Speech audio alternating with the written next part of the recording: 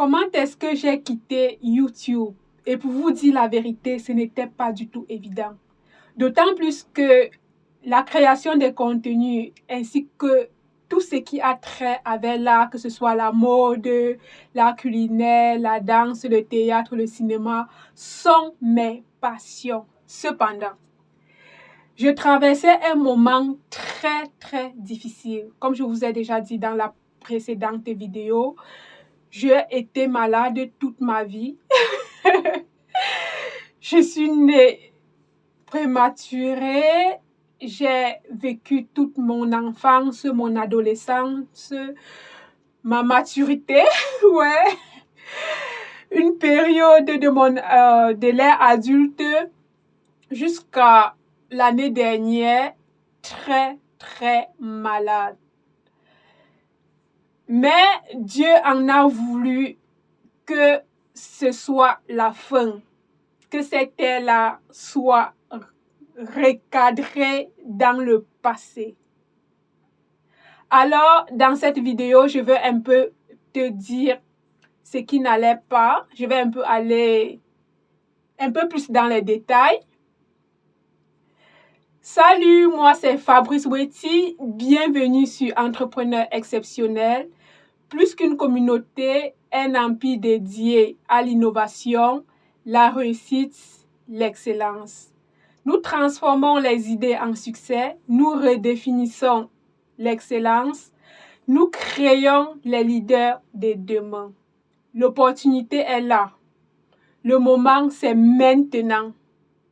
Rejoignez-nous. Comme je le disais tantôt, j'ai été toute ma vie malade et j'ai eu toutes sortes de maladies. Vous pouvez connaître de la rougeole, la varicelle, le cancer. Bon, le cancer, on a détecté ça lorsque j'étais à l'université en Allemagne. J'ai eu des tumeurs, j'ai subi des opérations à la tête, aux oreilles. Lorsque vous parlez et que je vous entends maintenant, c'est parce que j'ai un implant. J'ai un implant, donc j'avais même perdu l'audition totalement. Et je rends grâce aux médecins qui se sont occupés de moi. Et je peux tranquillement et très bien vous écouter, parler, échanger avec les gens, ce qui n'était pas le cas pendant une longue période. Même la vue,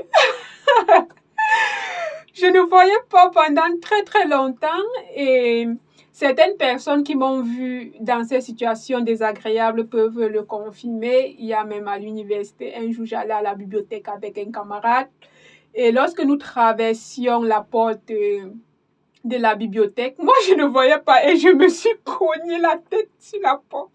Il est resté comme ça. Je pense qu'il a un peu paniqué. C'était un camarade togolais. Et bon, ça était mon quotidien comme ça, mais je faisais profil bas. Je ne voulais pas que les gens aient pitié de moi. Je faisais tout pour vivre une vie normale. Donc, toute ma vie, bien que j'étais très malade, je continuais de travailler comme une personne normale. Je continuais de me débrouiller à apprendre, à étudier, à faire tout ce qu'une personne normale pouvait faire. Donc, tous ceux qui me connaissent toujours en mouvement, qui m'ont vu travailler dans les usines et tout, parfois, quand je disais je suis malade, que je pars à l'hôpital et tout, bien que je m'absentais à l'école ou bien au travail, on me dit, mais pourquoi tu es bien portante comme ça là? Tu dis tout le temps que tu es malade et quand on te voit physiquement, tu es bien portante. Mais je dis, c'est parce que j'ai investi beaucoup d'argent pour être comme ça. Donc, je n'aime pas qu'on ait pitié de moi. Et lorsqu'on voit ma peine, ça m'affaiblit encore plus. Donc, j'ai mis tout le temps à cacher cela, à masquer. Même lorsque j'étais très petite, les gens ne savaient pas trop. Je n'en parlais pas. C'est maintenant que je commence à en parler parce que j'ai vu autour de moi et pendant mon traitement, beaucoup de gens souffrir. Je pense que si je parle davantage, par exemple, les maladies chroniques non guérissables et tout, puisque j'en ai également souffert.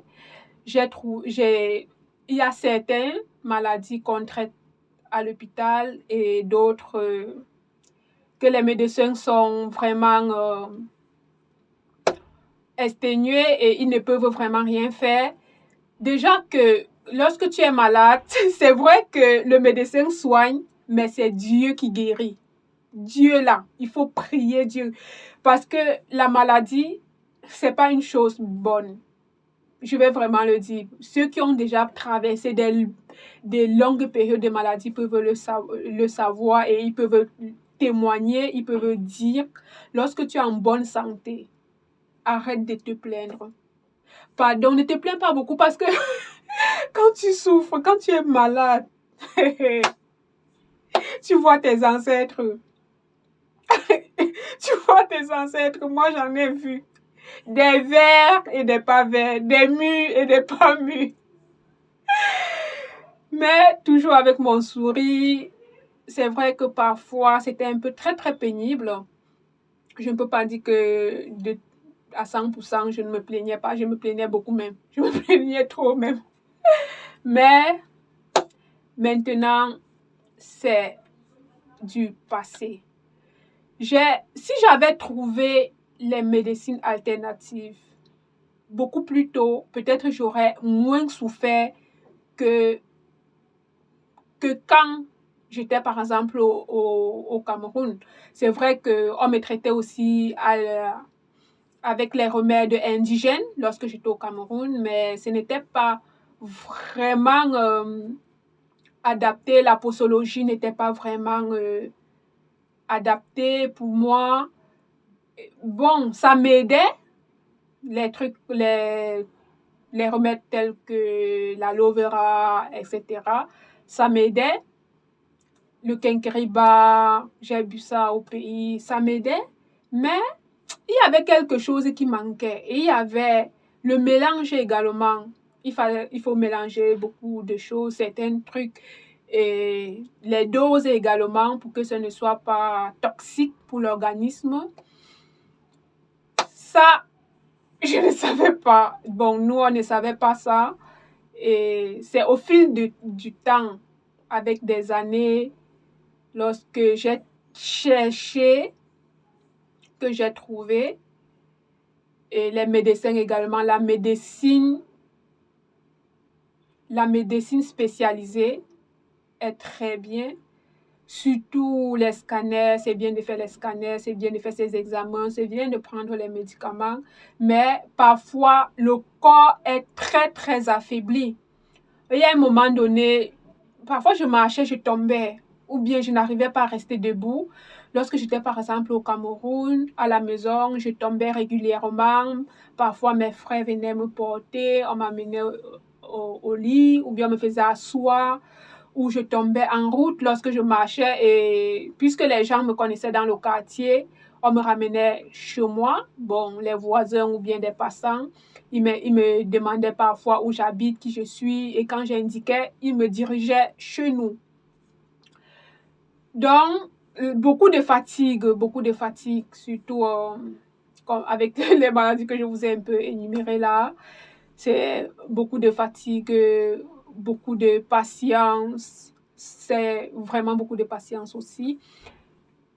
Donc, et en dehors de cela, depuis que j'ai 15 ans, je suis autonome, indépendante. Je suis mon père, ma mère, mon frère, ma soeur, ma tante et tout. Donc, je fais tout seul. Donc, si je dois manger, je dois chercher. Si je dois m'habiller, je dois me débrouiller. Si je dois aller à l'école, je dois le faire de moi-même. Ce qui fait que c'est pas évident. Une personne qui est très malade, qui doit être autonome. Lorsque j'étais au Cameroun, la plupart du temps, j'ai beaucoup plus étudié en autodidacte. J'ai beaucoup plus étudié en autodidacte parce que aller à l'école, les conditions n'étaient pas favorables pour moi. Et lorsque j'allais même à l'école, j'étais régulièrement malade, ce qui fait que je ne restais pas très longtemps avec d'autres difficultés. Donc, je ne vais pas énumérer ici. Donc, les familles, bon, j'ai été délocalisée un peu partout dans plusieurs familles et tout. Ce n'était pas facile, mais avec la persévérance, le travail, la grâce de Dieu, parce que moi, je prie beaucoup, je suis chrétienne, je suis croyante, j'ai ma Bible, c'est même déjà déchiré partout, mais je ne blague pas avec Dieu, parce que Dieu est le centre de ma vie, Jésus-Christ là. C'est lui le centre de ma vie. Je pense que si j'ai pu arriver même jusque-là, c'est grâce à Dieu parce que je ne vois pas un homme qui aurait pu supporter tout cela, vivre tout cela, parce que moi-même, je ne sais même pas avec quelle force je faisais ça. Même quand j'allais à l'université, les gens, les camarades qui passaient le temps à m'insulter à l'université, là-bas, ils ne savaient pas de quoi je vivais. Ils ne savaient pas quoi je vivais. Ils passaient le temps. Ils sont bons. Je ne vais pas m'attarder dessus. Je prie seulement qu'il ne leur arrive pas ce que moi j'ai vécu. Donc, au vu de tout cela, la fatigue, les médicaments, et puis moi, j'étais aussi très, très engagée à pouvoir étudier et pouvoir terminer mes études, mener une vie normale. Ce qui fait qu'à un moment donné, j'ai dit, j'aime la création des contenus, j'aime parler devant la caméra et tout, ça me plaît, ça comment dire, ça change un peu les perspectives, comment dire, ça change un peu quelque chose en moi là. Il y a quelque chose en moi que quand je suis devant la caméra, ça, je sais pas comment expliquer ça. Que ce soit devant la caméra ou bien quand je prépare ou bien quand je vends, quand je fais ce que j'aime, en fait, mes passions telles que la vente, la mode, la cuisine, je suis toute une autre personne. Donc, si tu me vois dans un cadre hors que cela, on peut dire que ce n'est pas la même personne. Donc, quand je suis peut-être au travail ou bien à la maison ou en route, on dirait que c'est pas moi.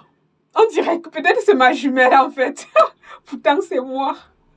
Quand je fais ce qui me passionne, en fait, j'y mets du cœur, j'y mets mon âme, j'y mets tout ce que j'ai. Et ça me donne tellement de la joie, je me sens vivre, je me sens renaître, je me sens utile. Bon, utile, c'est le mot adéquat. Et donc, comme je le disais tantôt, après une période morte, une longue période d'absence, aujourd'hui, je suis de retour et je vais être régulièrement là. On va se prendre régulièrement. Malgré cette absence, malgré la maladie et tout ce que j'ai énuméré plus tôt, j'étais déterminée à combattre de tous les sens. Que je combats la maladie, je réussis à l'école, je vais travailler, je fais tout ce qu'un être humain normal en bonne santé doit faire. Si j'ai pris une pause, c'était pour ne pas crouler sous le poids de l'épuisement. Parce que je ne me sentais plus bien. Je me sentais vraiment plus bien. Dans mon corps, j'étais écrasée. J'étais épuisée, tellement épuisée que j'ai senti que si je continue comme ça là, je risque de laisser ma vie. Et la vie, c'est même si les situations du quotidien sont parfois difficiles, la vie est belle. Donc, il ne fallait pas que je rate l'opportunité de vivre, de continuer, de me battre, de continuer, de faire ce que je suis venue sur Terre probablement faire. Et donc, toi, je ne sais pas quelle est ta situation, quel qu'en soit le problème que tu as, reste fort, reste forte et sache que tu n'es pas seul. Sache que tu n'es pas seul. Et si tu veux connaître mon parcours, tu peux t'abonner à la chaîne, activer la cloche de notification pour ne manquer aucun contenu parce que je vais régulièrement faire des publications. Et j'espère que ça pourra t'aider. Si tu as des questions, je te prie de les mettre en commentaire. C'est avec beaucoup de joie et de plaisir que je vais les répondre. Abonne-toi, comme je l'ai déjà tantôt dit, pour suivre mon parcours. Ça peut t'inspirer. Tu peux voir également une personne qui est dans une situation difficile et qui n'arrive pas à s'en sortir et partager la vidéo avec cette personne. Ça pourrait l'aider également dans son cas. Alors, sur ce, je te souhaite une très belle soirée. À la prochaine. Bingo!